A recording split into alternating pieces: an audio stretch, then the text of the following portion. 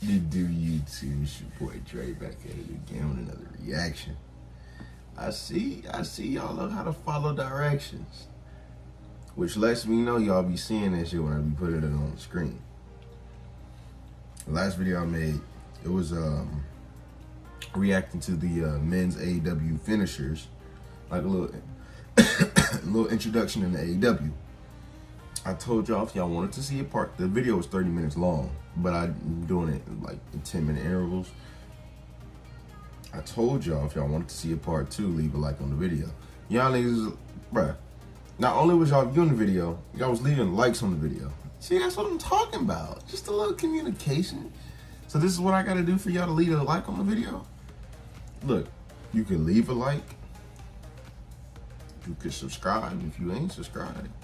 But if you're not subscribed, at least leave a like. If you already here and you got to this point right now, why haven't you liked the video yet? That's what I'm telling you. Cause see, when you like that video, see, some of y'all don't really understand, and like not in a bad way, but some of y'all don't understand what a like to a video does.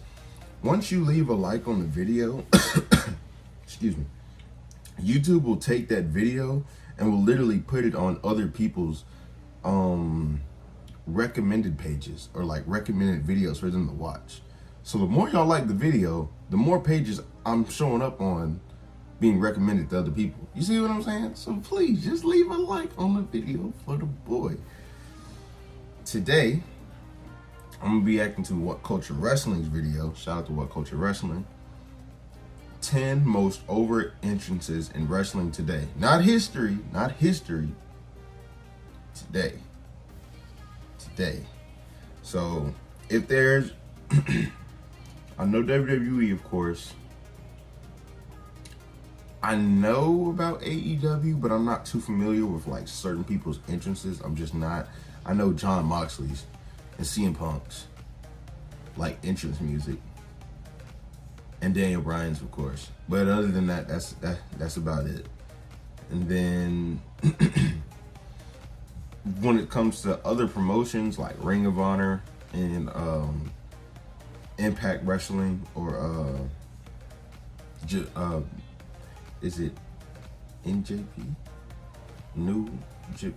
The Japan wrestling promotion. I don't want to say it and butcher it, so y'all know what I'm talking about.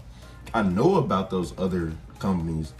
I don't know any entrances though. So without further ado, if y'all want to go check out the original video, link will be down in the description. Without further ado, we're gonna check this out. Let's get it. So for fans of work rates and innovative in-ring action, wrestling has never been better. Every major promotion is filled with performers who can really go. And from free TV to pay-per-view, we're treated to high-caliber matches every single week. But let's be honest though, a lot of the time wrestling peaks with the athletes' entrances. The moment you appear at the top of the ramp is... I'm telling you, for me, this is just me personally. For me to like you, you could be trash in the ring, but if your entrance is dope, I like you. If your entrance is kind of trash, but you're really good in the ring, I like you. If you're trash in the ring, I wouldn't say trash. If you're mediocre in the ring, and I don't really like your entrance, but you're good on the mic. See, a lot of people be underrating mic skills, bro. Mic skills is up there. Some people got crazy good mic skills. They just, bro, if you combine crazy good mic skills with some kind of mediocre kind of moveset, you know, in ring wrestling.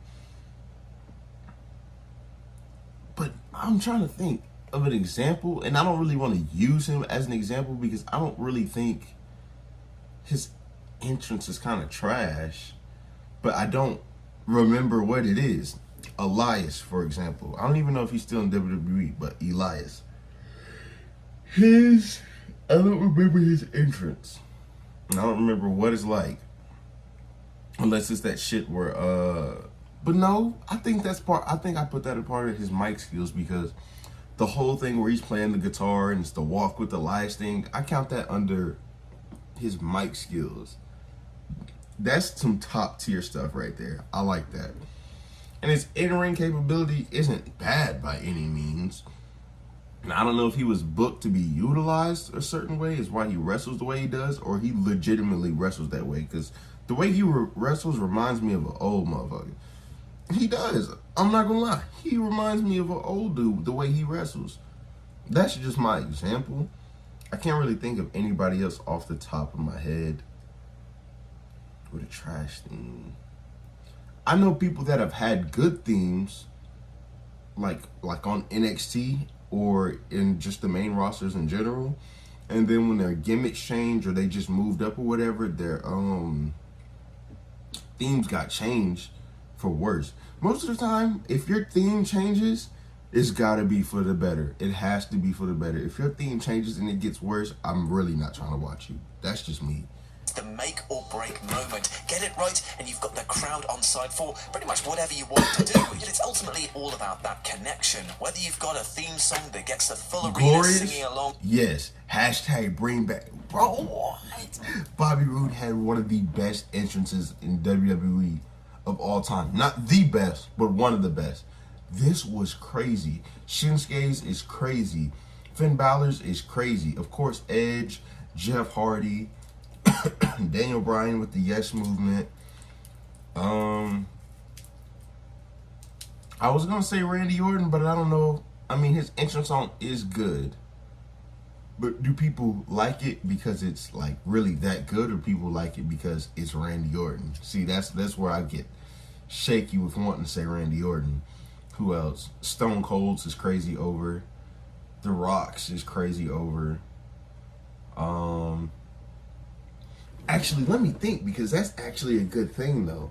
Is it just over theme songs or over people?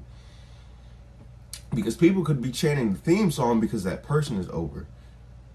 I don't know. That's a tough. I'm gonna just watch the video. That's a tough question. But yes, bring back crowd participation or call and response that everyone just needs to be a part of, or just simply an aura that makes you impossibly watchable. Fans will be anticipating your arrival every single time. I'm Jules. This is WhatCulture.com, and these are the 10 most over entrances in wrestling today.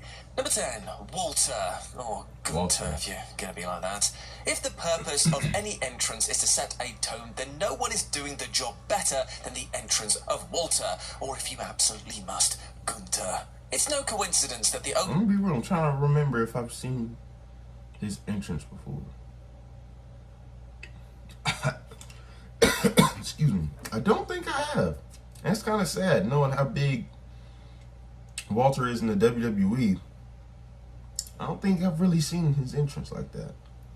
That's crazy. Opening strings of Dvorak's Symphony No. 9 Movement 4 inspired John Williams' Jaws theme. When Walter's music hits, you know a big shark is about to arrive. It's the perfect mix of sophistication and fear. Walter's ethos is that the ring is scared. He respects the craft of wrestling and has a piece of classical music to bloody highlight that. He's a brutal man with a simple, crushing style of work, and that is all conveyed in his theme. Indeed, it's the simplicity that is so brilliant here. A stark black and white screen, then Walter standing in silhouette on the ramp. That looks dope. I ain't gonna lie. Need to strike fear I ain't into gonna the lie. heart of I ain't gonna lie. That looks dope. I ain't gonna lie. Then out he comes, resplendent in his trench coat and severe haircut. And even to a complete wrestling novice, they'll be able to tell you that from the off, this guy means bloody business. His entrance is as much what he doesn't do as what he does. No posing, no posturing, no pandering, just a march down to the ring, ready to get the job done.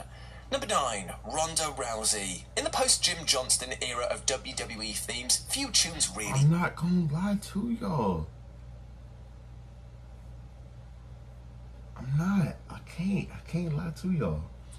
Y'all know I don't be capping, bro. Y'all know I don't be capping.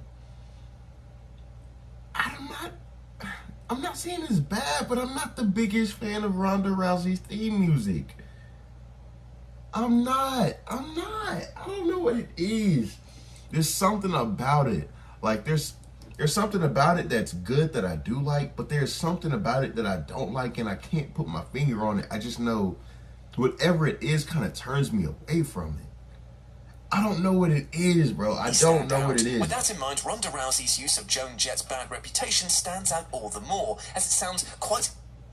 Partially, I think that's what it is. Now, I could be completely wrong, But her theme song, now this could have been where I've heard the song, if that actually is like, you know, Bad Reputation, like an actual real song. I swear, when I heard her theme song hit, I didn't know it was Ronda Rousey until I seen like the little the Tron screen in the back. Bro, I swear I thought I heard this song in like Shrek or something. Am I tripping? Is this song in Shrek? Have I heard this in Shrek before? And I ain't saying Shrek is a bad movie, but like, you can't be walking out to no Shrek music, dog. You can't be walking out to no Shrek music. Kudos to the accounts department for securing the rights to the actual song and not just a sound alike, as it couldn't be more suited for Rousey. In her early face run especially, it summed her up to a T. Happy to be here, but ready to cause some trouble. As soon as the riff kicks in, the fans are on their feet. It was the most exciting moment of this year's, admittedly quite bad, Royal Rumble by far. Rousey's aura is such that she doesn't need to do much else to excite the WWE. That's what I'm saying. It's Ronda Rousey. And I think that's why I let it slide, because it is Ronda Rousey. But if this would have been like anybody else, I don't know. It's like a love-hate thing, bro. I like it, but I don't like it.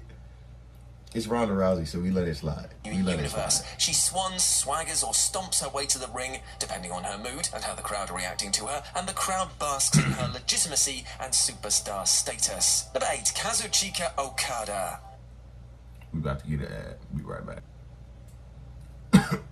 The first time Okada emerges onto a New Japan stage once all the pandemic I've business heard is his probably name before, over, it's going to be a but I don't know seismic who he reaction. is. That company can boast a stacked roster, but there is simply no one around more exciting than the Rainmaker, and there's no doubt that the New Japan crowds will make that clear when they're allowed to do so.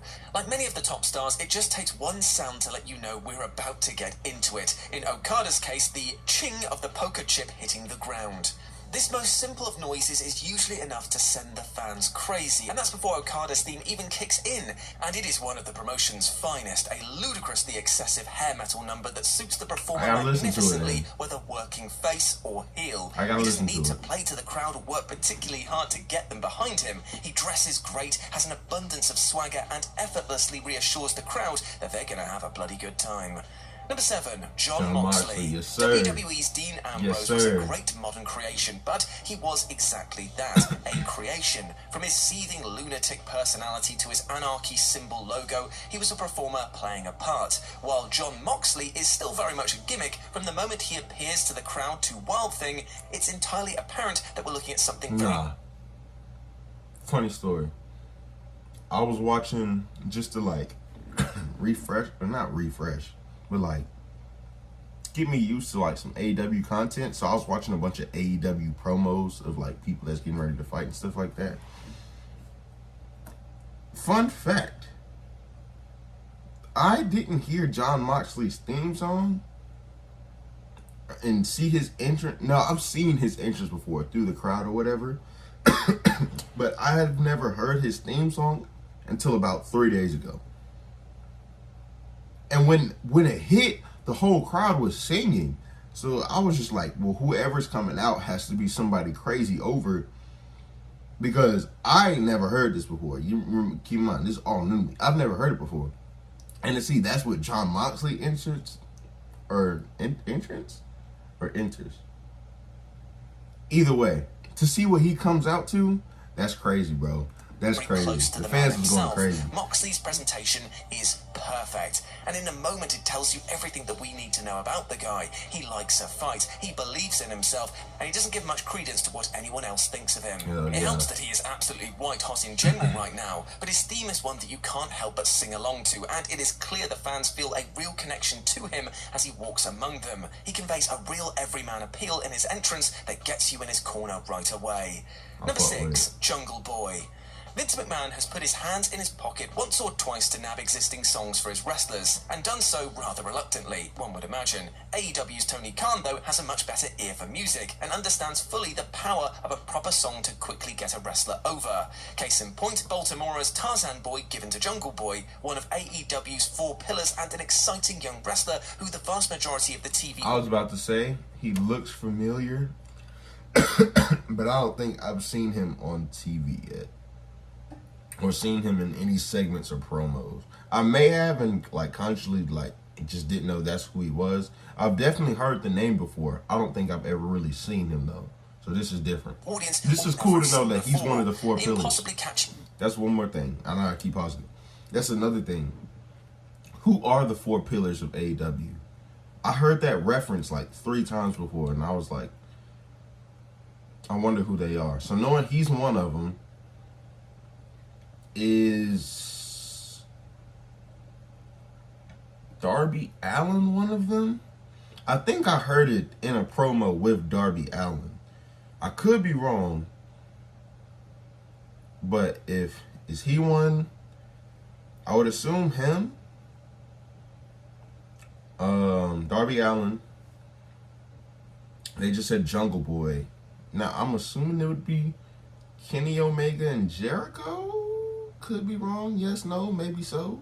Maybe. I don't know. If I got that right, you gotta leave it right. It's feel-good, carefree stuff to mirror the vibe that Jungle Boy is giving off. You're just happy to see him. And the sing-alongs are amongst the best in the industry at present. Everyone wants to join in welcoming this nice young man to the ring, setting you up perfectly to enjoy him strutting his stuff. The song and the performer alike are a guaranteed good time. Number 5, Shinsuke Nakamura. Of course. Even if the WWE are really intending on wasting him for the rest of his contract, Shinsuke Nakamura's entrance will go down in history as one of the best of modern times. And it all starts with the abrasive beats of the theme's intro, a violin scrape to shake off the cobwebs. His music is a singular piece for a singular performer. Its orchestral pomp and poise a million miles from the stodgy rock that most stars are lumbered with. And in spite of its instrumental nature and quite complex composition and tricky range, I did not like his entrance when they introduced the rapping into it. Sorry, not sorry to whoever idea that was to put that in there. I feel like when they introduced that rapping part into his theme song, it took away the crowd's like element to be able to sing along with the theme song. So just the theme alone with the yes. Just about every fan in the building will be singing along. When Nakamura emerges, he's living up to the preceding music. He walks like no one on earth has ever walked, contorting his arms and face for no real reason, and somehow just pulling it off. He twists and turns around the ring in a manner that's truly odd, but totally in character. The fans go wild even though they know that most likely he's going to be given a short, inconsequential match before being placed back on the shelf again for a while. But the entrance is so bloody good, we can kind of overlook that unfortunate truth. Number 4, Becky Lynch. Sooner or later, the great Becky Lynch heel experiment will end, and WWE will acknowledge that, like it or not, they have a generational babyface on their hands. From the moment the cheers ring out in Lynch's anthemic theme, crowds have been on their feet more so than hearing any other WWE song since 2019. To give Lynch her due, she's been doing everything I'm not gonna lie, I don't like how they did Becky Lynch. I like her return, but I don't like how how fast they made her beat Bianca Belair. That really just, we're not gonna talk about that. We're just gonna move on. We're just gonna move on. We're just gonna move on. Knowing what he just said, that Becky Lynch is literally a generational talent and like a generational babyface. The more and more I think about it, because you don't think about it in the present moment because you're in the present, but like thinking about like long term, he's not wrong. Becky Lynch is huge. Like, Becky Lynch is crazy over.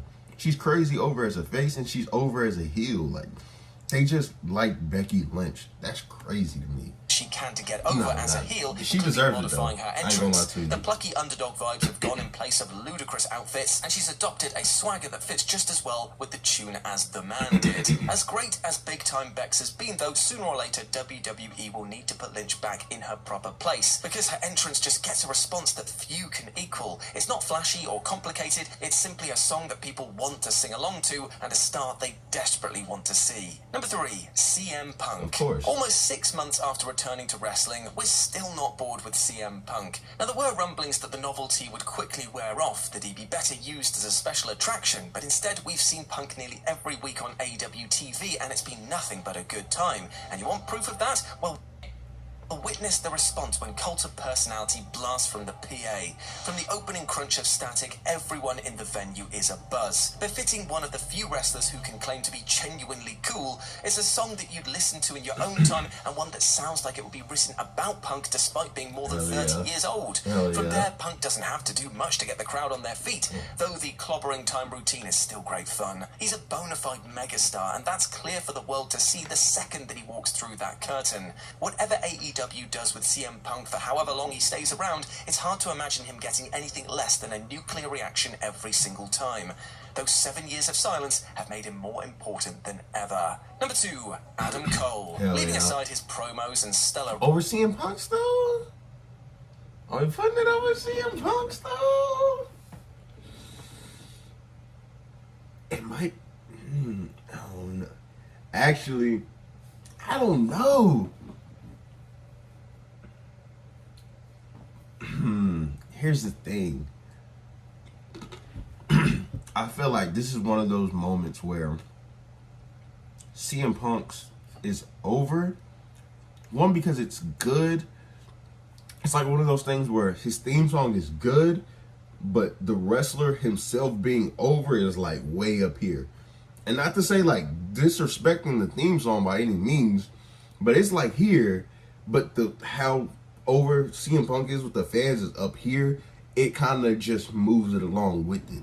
See, if CM Punk wasn't really over like that, like if CM Punk was kind of just down here and the theme song was probably like right here, it probably wouldn't have made this list, let me be honest. But the fact that he's so over that whenever his theme song hits, people go crazy, I understand why it's up here. Versus Adam Cole's, on the other hand, is Adam Cole literally has people interacting. And I think that's another important thing. People interacting with you in your theme song. Hence, like the Shinsuke Nakamura, people singing it, Becky Lynch, they're singing it. I wonder if Finn Balor's gonna be on the list. Because the whole thing of when people like when the beat drops, they throw their hands up in the air. That's dope. When I seen that for the first time, I was like, yo, this is crazy. The sheer superstar quality of Adam Cole's entrance allows you to overlook his relatively small stature and buy him straight away as being a top star. His NXT entrance was great, but in AEW his march to the ring is better thanks to an improved theme and a crowd just buzzing to join in with his shtick. He has every step down to a T, from the arms aloft swaggering as the tune starts to his boom on the apron and the pièce de résistance, the build and release of Adam Cole, baby. Fans can't get enough of it. They need to be a part of it, and every time an entire arena bellows along with his catchphrases, he looks a bigger star. It helps that he's masterful at conducting the fans. It took him a week or so to work out the timings for his AEW theme, but once he was there, he was leading crowds of thousands along with him. Cole listens to what the viewers want, tweaks as necessary, and delivers time and time again. And number 1, Chris Jericho. To hear some fans tell it, Chris Jericho is becoming a drain on AEW TV, a figure with power who keeps younger stars down and takes up more screen time than he merits. And while there's an argument to be made on that topic, to hear the crowd response when his theme hits, he's right up there with the industry's biggest. Now, Judas will go down in history as being a great wrestling theme. Personally, I think it absolutely sucks. But that's just me. I just don't like Fozzy. I really don't like Fozzy. But you know what? I can't deny the sing-alongs that it inspires every single week. Fans don't just want to join in with the chorus, they know this one from top to bottom. AEW even based part of a match around this, with MJF banning Jericho from playing the track on the way to the ring. But no matter, because the crowd filled in for Fozzy, while Le Champion... No way. They sung his theme song for... I gotta check that watched out. on in awe, clearly touched by this tribute. I'm probably thinking to himself that's the most an audience has ever engaged with Fozzy. By sheer virtue of the crowd's love for the song, Jericho can justify being on TV more often than not. It's a huge part of the AEW experience. The crowd wants to make their voices heard, and what happens from there is just a bonus. And there we go, my friends. Those were the 10 most over entrances in wrestling today. I hope that you enjoyed that, and please let me know what you thought about it down in the comment section below. Alright, y'all, so... Damn, Finn Balor, really? Let me check the comments. Let me just check the comments, just for a little bit. See if there's any other people that probably could have made the list I'm just not thinking of off the top of my head. I would, top comment, or not top comment, but the first comment. I would argue that Balor belongs on this list as well. Hell yeah. Nakamura, MJF, Demon Finn Balor, The Fiend Bray Wyatt, Undertaker, Kane, Triple H, DX, Malachi Black, which I'm assuming is Aleister Black. He said today though. He said today. So I've seen a few older names, but I think he's talking about like right now, like in present time. That was a good video. Shout out to What Culture Wrestling. I think the dude's name narrating the video was Jules, I think. Shout out to Jules. If y'all want to go check out the original video, link will be down in the description. I've heard it too, man. It's your boy Trey. I'm out, y'all. Peace.